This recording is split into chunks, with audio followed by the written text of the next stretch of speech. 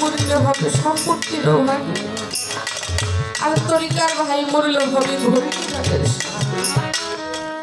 তাই তো যে ভাইকে হারিয়েছে, জোড়ার ভাইকে যে হারায়, সেই তো বুঝতে পারে তার ভাই হারানো।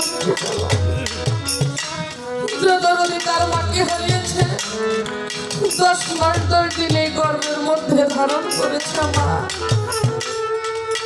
সেই জন্য নিজের সন্তানকে ছেড়ে চলে গিয়েছে। সেই সন্তান বুঝতে পারে তার মা হারানোর কি জ্বালা। যে হারায় না সে কখনো হারানোর ব্যথা বোঝে। তাই তো যে হারায় সে তো কেবল বুঝতে পারে, মাই বুঝে তার সন্তানের ব্যথা,